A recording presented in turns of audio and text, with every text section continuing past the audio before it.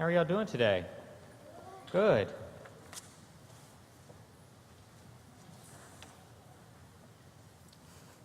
So I want to start with a sad story that turns into a fun story. Is that okay? Yeah. Excellent. So there's this lady named Carla, and she lives in Loveland, Colorado. Colorado is far east of us, and it's usually cold there. Okay? She is a mother of 4 children, but she's a single mother on her own, and she has found out that she is very, very sick. She has what's called a terminal disease called cancer. And her children are helping her to go get some medicine so that she feels a little bit better each day and so that she can continue to have more days with her kids. Doesn't that sound like the right thing to do? Yeah. And so she's getting this special kind of medicine called chemo. Has anyone ever had chemo out here? Anyone? Anyone? Well, chemo makes you kind of sick and it makes you feel bad. But most of all, Carla was feeling really sad. She was depressed and unhappy and really, really gloomy. Her youngest daughter keeps watching her mother get sadder and sadder as the weeks go on, and she says, I'm going to think of a way that we can have a better treatment for you. Not so much to help her with her sickness, but to help her have a better attitude. Do y'all know what the word attitude means? Yeah, not so good feeling. You can have a good attitude, which is good, or you can have a bad attitude, which is a not so good feeling, right? Yeah. So she was having a bad attitude, and her daughter Robin says, I think what you need is a nose job. Well, just like people out here laughing, that sounded like a strange thing. But what she was talking about was that the next time they would go to their chemo treatment, they were going to wear clown noses. Here you go. You want to put one on? It won't hurt you. Who's brave enough to put one on? So you find the little crack in it, and then you squeeze it like this, and then it goes right on your nose. Nope. Oh, goodness. Here we go.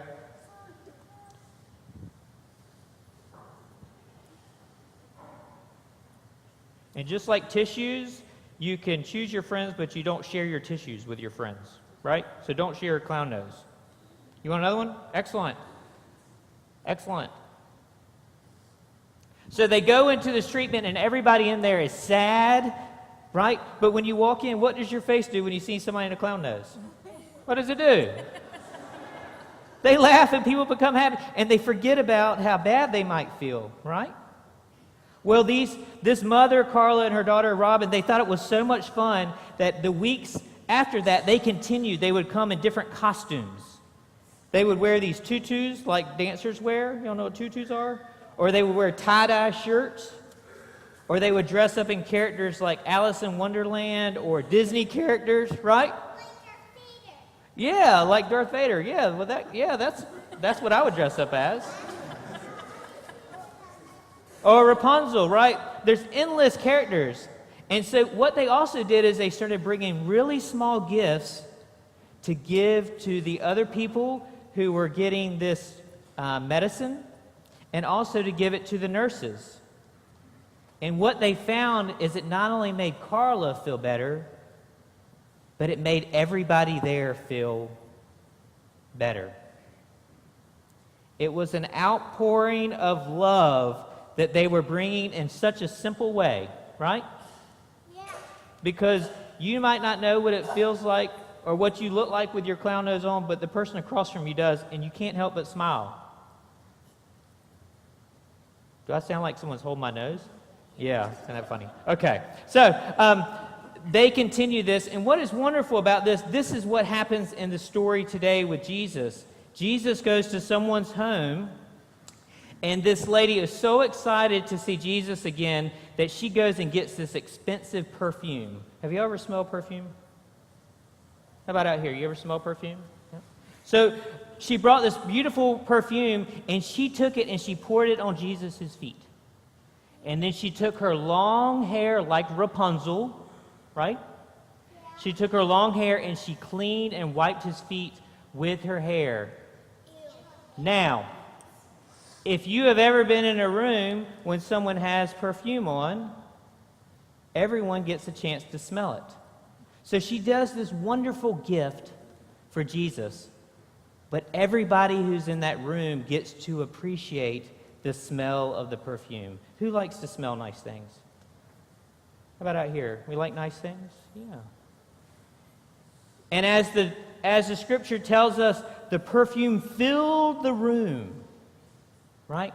This little gift that she did for one person filled the room, and everybody loved it.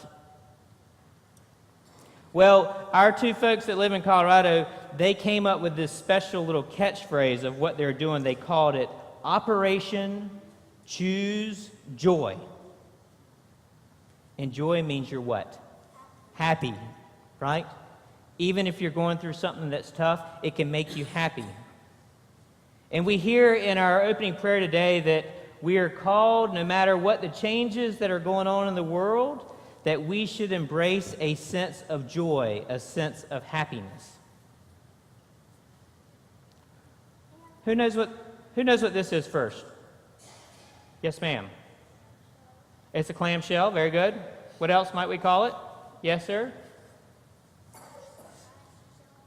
A seashell. Yes. What else? It's a baptismal font that's made out of a clamshell. So everybody's right. Right? So this reminds us of our baptism, and our baptism is one of the many sacraments that we do in the church. Now, sacrament is a really long, difficult word, but you can remember it like this. Sacrament is when we feel God's presence working through us. And they define a sacrament as an outward and visible sign of God's grace working. So just like they dressed up in costumes, that was an outward and visible sign of making people feel God's joy. Just like Mary cleaning Jesus' feet, it was an outward and visible sign because everybody could see her doing it and they could smell the perfume, right?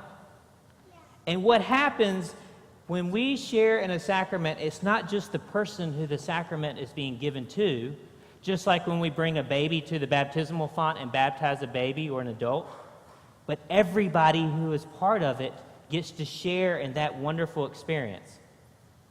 It's what we call an outpouring of God's love. Now, the really cool thing is that when Mary takes that perfume and she puts it on Jesus' feet and then begins to clean and wipe his feet with her hair, that she is doing the first sacrament as a disciple. And the cool thing is, she has not even been taught the greatest lesson that Jesus teaches us, and that is called the love commandment. That you should love one God, and you should love your neighbor as yourself. That is the great love commandment. So she's already living into a commandment, into a lesson that she hasn't even been taught yet. But do you know how she knows? Do you know how she knows? Yeah, How do you think? Because she knew that she did a good thing. She did do a good thing. You're absolutely right. But the people got mad. Some people did get mad. And so that takes us back to something that happened in the chapter before, which is when Jesus goes into this very same home and he raises Lazarus from the dead. And when he raises Lazarus from the dead, the chief priests and the scribes got very mad. And they said, "Who is this guy? What are we going to do with him? He keeps performing all these signs." And it's these sacramental signs which scare them crazy because they see that people are starting to be drawn to the joy that happens with his signs. And his coolest sign that happened in this home was that this man named Lazarus had died. And Jesus came and he raised him from the dead and brought him back to life. And that was so joyful and caring that the people that were in authority were scared because they realized how powerful Jesus was. And this is why Mary does this great act, because she remembers Lazarus being dead and Jesus loving him so much that he brought him back from the dead. And that this is the way that Mary says thank you. That she takes on this desire to share joy. What are some ways that we can share joy with others? Like you're happy. To just share you're happy? Yes. How can you share joy? You can share joy by like giving somebody a present and they open it and it's a really happy. Yeah. And it doesn't have to be an expensive or a big present, but just the fact that you thought of them, right? How else can we share joy? Did I see another hand? How can we share joy? Yes, ma'am.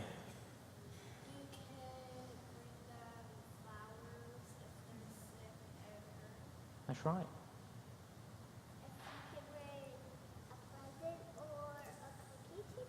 A present and a cookie, that sounds like the best thing. Excellent. What I would like for y'all to do is I would like for you to take your nose with you. And I want you to hold on to it. And when you see that someone is having a bad day and they're sad, I want you to put the nose on. Right? And just see what happens. Do you think that they'll continue to be sad with a frown like this? Do you think their frown will start to turn upward? Yeah. And we're gonna invite everyone in the congregation who wants a nose to pick one up. And we're going to invite all of you at the very end of the service, we're going to come and have a picture here with everybody in their clown noses. Because what it's going to do, it's going to show that we are courageous enough to not worry about being silly and not to worry about what the cost might be to go and to be an expression of God's love. So that we, just like that perfume was poured out, we can pour out God's love in our hurting world. Because you'll never know when you're going to need it. And it might just be the very perfect thing that someone who is sad or someone who is hurting needs. Do y'all think you could do that? Yeah. Okay. Now don't wear it at school and get in trouble with it. Right? You want to save it for someone who's having a tough day and pull it out so that you can just simply say, I care about you and I love you. And that is the love commandment. And that's what we're called to be, folks who go out and share sacraments just by how we love each other. We think we can do that? Yeah. Okay.